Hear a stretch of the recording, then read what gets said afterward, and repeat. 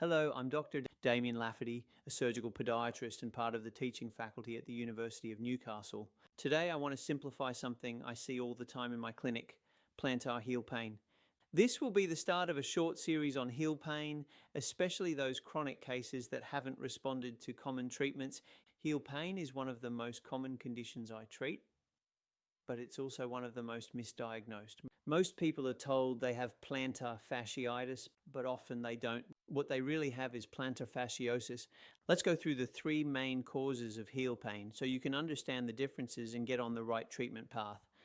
The three main causes of plantar heel pain are plantar fasciitis, or the inflammation of the plantar fascia, heel spur or a bony outgrowth at the heel, and plantar fasciosis, or the degeneration of the plantar fascia attachment.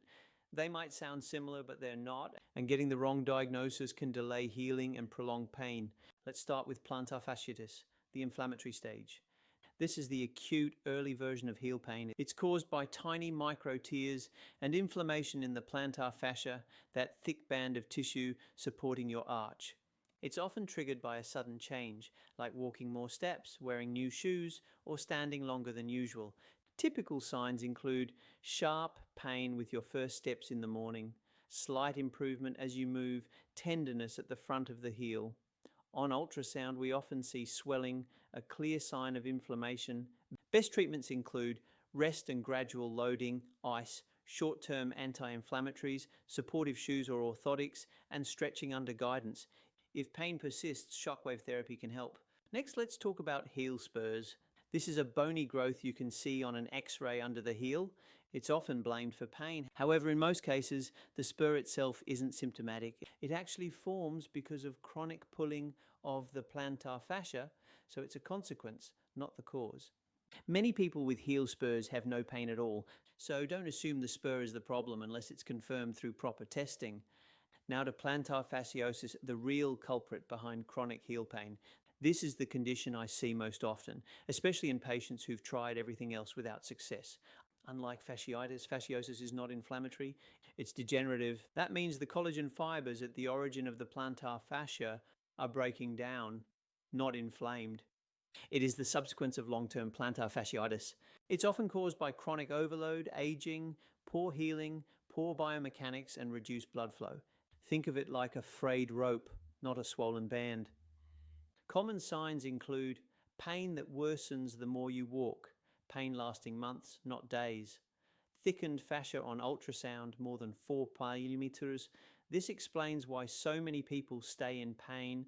They're being treated for inflammation when the problem is degeneration, sometimes described as a stagnation of the healing process.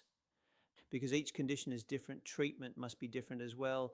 For plantar fasciitis, rest, ice, NSAIDs, orthotics, supportive shoes, stretching, corticosteroid injections, and shockwave therapy. For heel spurs, treatment only if painful, usually shockwave, footwear modification, and rarely surgery. For plantar fasciosis, this is where regenerative medicine makes a big difference. I use shockwave therapy, regenerative injections such as prolotherapy and PRP, used in conjunction with a colleague of mine and often combined with a structured loading program. In the rare recalcitrant cases that don't respond to anything, surgery may be considered. In my clinic, ultrasound-guided regenerative injections have been a real game changer for chronic fasciosis. If heel pain lasts more than 3 months, start thinking it could be fasciosis and not fasciitis. At that point, it often progresses to fasciosis. Often they have been treated for the wrong condition: icing, stretching, rolling, even getting steroid injections, and nothing works.